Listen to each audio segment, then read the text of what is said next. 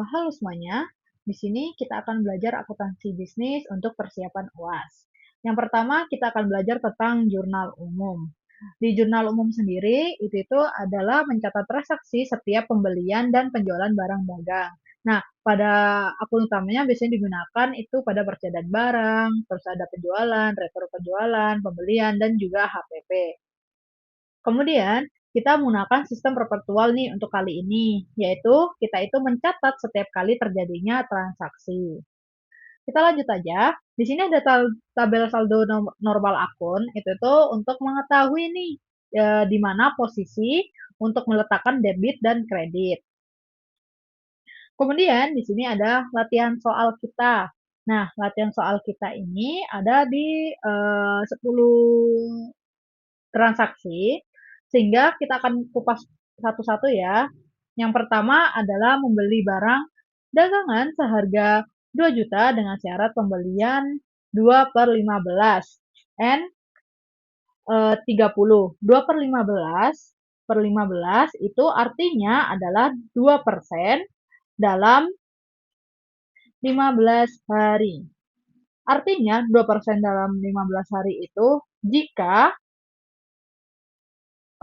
membeli membeli barang, membayar barang, jika membayar barang,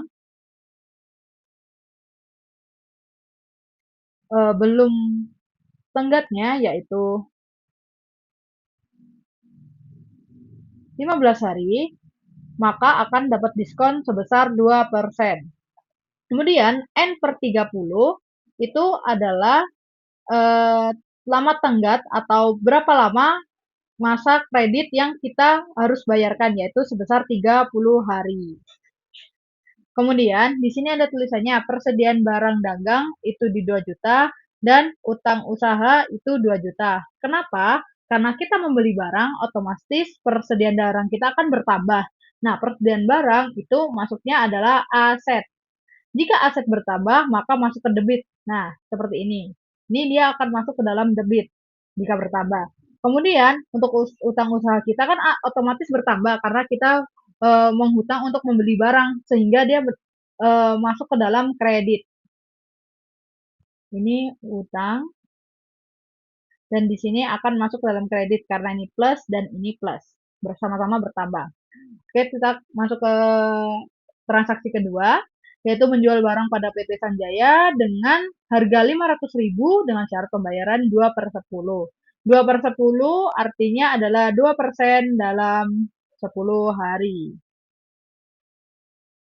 Kemudian N/30 seperti tadi, yaitu harus dibayar sampai 30 hari. Kemudian untuk piutang usaha itu akan masuk ke dalam debit, kemudian penjualan akan masuk ke dalam kredit. Karena apa? Kita itu menjual barang, otomatis kita akan mendapatkan pendapatan kita akan bertambah. Kemudian piutang usaha ini kita akan menjadi berkurang, makanya dia masuk ke dalam sini. Karena apa? Kita itu memberikan piutang usaha kepada orang lain yang membeli barang kita. Oke, selanjutnya di transaksi ketiga kita menjual barang dengan secara tunai seharga 300.000. Karena menjual, maka kita akan mendapatkan pendapatan sebesar 300.000, kemudian dengan kasnya akan bertambah juga sebesar 300.000. Seperti yang tadi, kita kan pada tabel normal akun itu sudah dijelaskan nih jika bertambah dan berkurang itu letaknya di mana. Oke, selanjutnya kita di transaksi keempat, yaitu membayar sewa gudang sebesar 1 juta. Karena membayar sewa gudang itu kan termasuk beban operasional kita, sehingga beban operasional kita itu berkurang, dia masuk ke dalam debit, dan kas kita juga berkurang karena kita membayarnya secara tunai. Oke, selanjutnya di transaksi kelima itu adalah menerima retur barang karena adanya kerusakan yang dijual tanggal 10 Maret sebesar 200.000. Maka ketika kita retur penjualannya itu aset kita akan bertambah. Makanya dia masuk ke dalam debit. Kemudian untuk piutang usahanya itu masuk ke dalam kredit karena piutang usahanya kembali ke kita, maka piutang usaha kita bertambah. Untuk di transaksi ke-6, yaitu menerima kas dari penjualan PT kepada Sanjaya, pembayaran faktur pada tanggal 10 Maret sehingga dikurangi potongan tunai.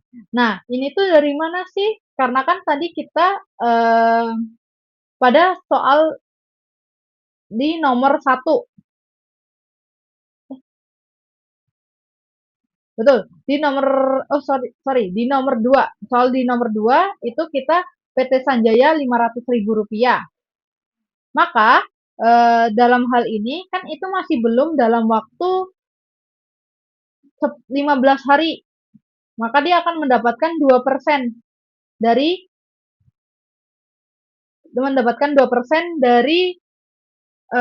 dari keuntungan membayar sebelum dari 10 hari. Sebelum dari 15 hari. Nah, kemudian kenapa kok 300.000? Karena ada retur barang sebesar 200.000. Karena 200.000, maka 500 dikurang 200 adalah 300.000. Maka yang akan bertambah 300 ribunya adalah di piutang usahanya 300 ribu. Kenapa kas yang kita dapatkan itu 294 ribu? Karena 2% dari 300 ribu adalah 6.000 rupiah.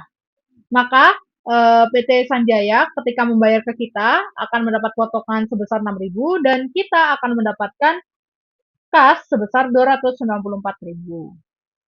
Selanjutnya, di transaksi ke-7, kita akan membayar beban angkut sebesar 50.000. Karena beban angkut itu adalah beban operasional kita, maka jika dia membayar, berarti ini berkurang kan beban angkut kita, tapi kas kita akan berkurang juga. Maka dia ada di kredit. Oke, selanjutnya di transaksi ke-8, untuk menjual barang secara kredit kepada PT Sinta sebesar 800.000 dengan syarat pembayaran 3/15. 3/15 itu artinya 3% akan diberikan jika kurang pembayaran dari 15 hari. Dan N/30 itu adalah jatuh tempo maksimal membayar kita, yaitu 30 hari. Maka piutang usaha kita akan berkurang karena diberikan kepada PT Sinta, maka masuk ke dalam debit dan penjualan kita atau pendapatan kita akan bertambah, makanya dia masuk ke dalam kredit. Kemudian di transaksi ke-9 kita membayar beban iklan untuk operasional, maka dia akan beban iklan ini akan berkurang, kemudian kas kita akan berkurang juga karena membayarnya menggunakan secara tunai. Lalu transaksi ke-10, menerima kas dari PT Sinta setelah dikurangi potongan tunai. Karena dari 30 Maret dan PT Sinta membeli barang ke kita itu tanggal 22, maka ada dia membayarnya dalam waktu kurun 8 hari. Sehingga dia mendapatkan diskon sebesar 3%. Maka 3% dari 800.000 adalah 24.000. 24.000.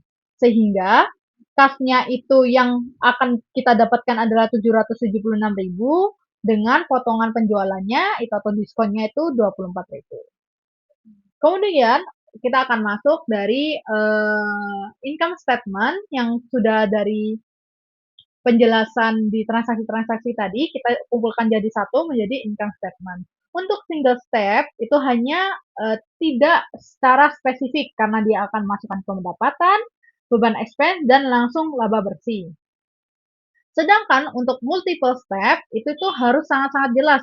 Ini gross profitnya tuh laba kotornya berapa, terus beban operasional berapa, terus nanti kalau misal secara lengkap ada EBT itu earning before tax, ada juga EBIT itu adalah earning before interest dan tax.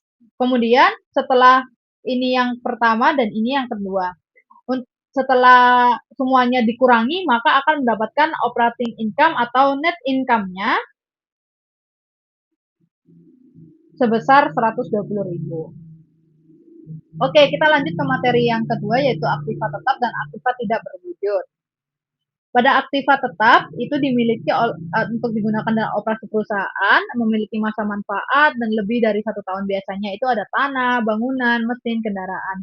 Kemudian aktivitas tidak berwujud itu seperti hak paten, hak cipta, lisensi software, dan lain sebagainya. Itu biasanya persuratan ataupun sertifikasi. Kemudian pada penyusutan metode garis lurus, kita ada contohnya nih, peralatan dibeli dengan harga 100 juta, kemudian ada nilai residunya sebesar 10 juta, dan umur manfaatnya 5 tahun. Kita tinggal masukkan nilai 100 juta, kemudian dikurangi dengan nilai residunya sebesar 10 juta, kemudian dibagi nilai manfaatnya yaitu 5 tahun. Maka 90 juta dibagi 5 menjadi 18 juta per tahunnya penyusutannya. Kita lanjut ke penyusutan metode saldo menurun berganda. Metode saldo menurun berganda itu kita ada di aktifannya itu kita menggunakan komputer. Kemudian dan harga perolehannya sebesar 27 juta dan umurnya itu sebesar 4 tahun. Nah, kita nyari dulu nih tingkat penyusutannya. Tingkat penyusutan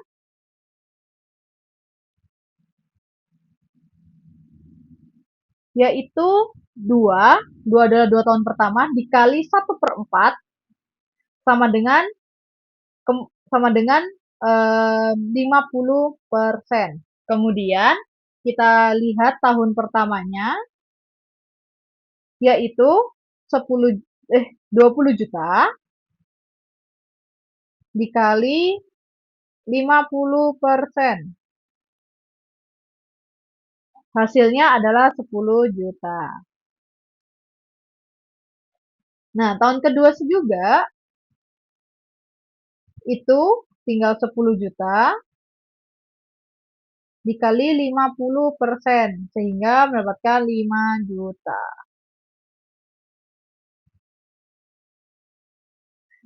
Oke, kita lanjut ke persediaan barang.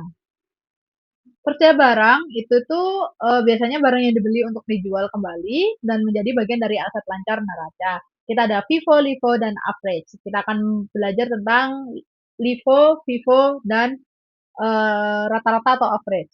Yang pertama adalah FIFO. Pada FIFO sendiri kita kan melihat nih, pada FIFO itu ada persediaan awal sebesar 100 unit dengan harga 20.000 dan pembelian 300 unit 25.000 dan 250 unit. Nah, untuk FIFO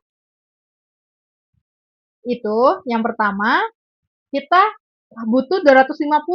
Maka kita kan ambil dulu dari persediaan awal karena yang pertama itu harus dijual dulu. Maka 100 dikali 20.000 sama dengan 2 juta. Kemudian sisanya adalah 150.000 kan, karena 250 dikurangi 100, maka 150 ribunya dapat dari pembelian yang 300 unit. Maka 150 dikali 25.000 sama dengan 3.750.000. Nah, ini di total semuanya, hasilnya ada 5.750.000. Maka sisa dari persediaan kita adalah persediaan akhirnya itu tinggal 300 dikurangi 150 adalah 150 dikali 25.000.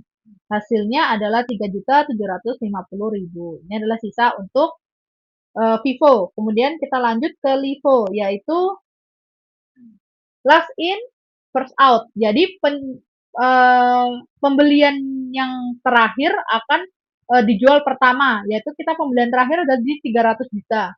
Maka 250 dikurangi 300 juta itu 300 unit yaitu sebesar 250 aja dikali 25.000 sama dengan 6.200.000 50, dan sisanya kan pada pembelian yang terakhir adalah 50. Maka kita masukin nih persediaan akhir. 50 karena 300 dikurangi 250 dikali 25.000, kemudian ditambah 100 dikali 20.000. Seperti ini. Hasilnya nanti sekitar 750.000 ditambah 2 juta. Hasilnya adalah 2.750.000. Lalu untuk average atau rata-rata itu adalah total biayanya, ini semuanya ditambah, yaitu sebesar 9 juta. Ini dikali hasilnya berapa? 2 juta. Kemudian untuk ini 25 kali 3 itu 4.500.000. 6.500.000, sorry. 6.500.000.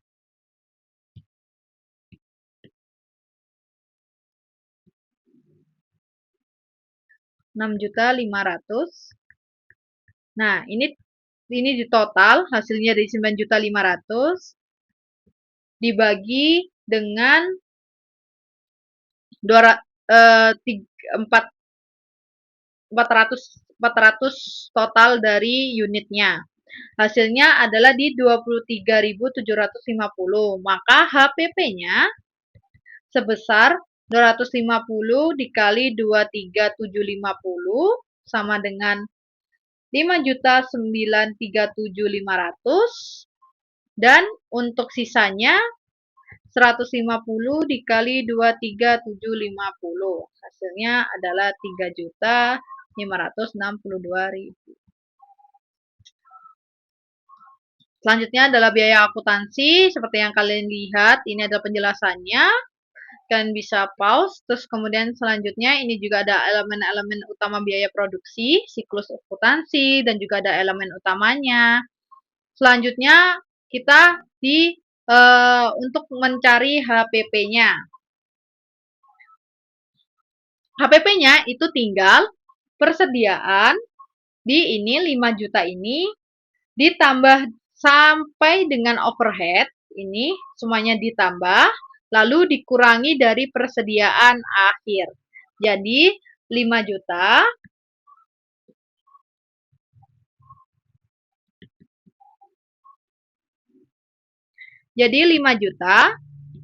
ditambah 30 juta ditambah 20 juta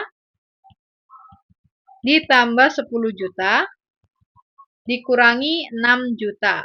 Maka hasilnya adalah 59 juta. Kita lanjut ke pengertian sistem manajemen biaya. Di sini sistem manajemen biaya itu ada mengukur biasa kinerja aktivitas, terus biasanya untuk mencari efisiensi dari operasional dan menyediakan informasi akurat bagi manajemen. Tujuannya untuk mengendalikan biaya. Nah, di sini ada langkah-langkah mengimplementasikan ABC. ABC itu Activity Based Costing. Untuk ilustrasinya, ABC seperti pada gambar berikut. Kita tinggal cari aja, yaitu untuk setupnya. Setup itu untuk barang A, itu tinggal kalian kalikan aja 30 juta. Tinggal di 60 juta ini dibagi 40. Kita cari dulu ya rata-rata harganya dulu.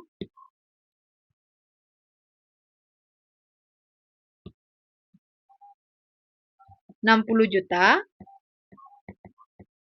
dibagi 40, yaitu 30 ditambah 10. Hasilnya adalah 1.500.000. Kemudian untuk pada inspeksi kualitas yaitu 40 juta dibagi 50. Itu 20 ditambah 30. Hasilnya adalah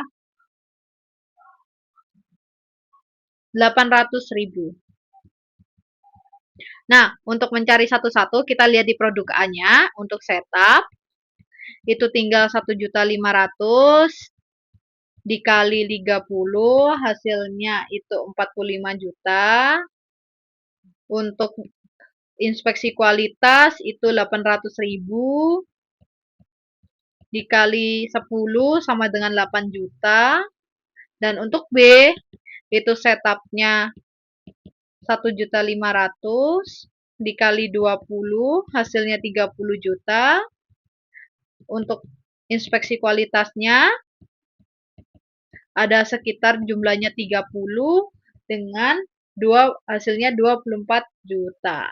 Maka ini yang terakhir untuk contoh ilustrasi ABC. Sekian dari aku, semoga ini bermanfaat. Terima kasih. Wassalamualaikum warahmatullahi wabarakatuh.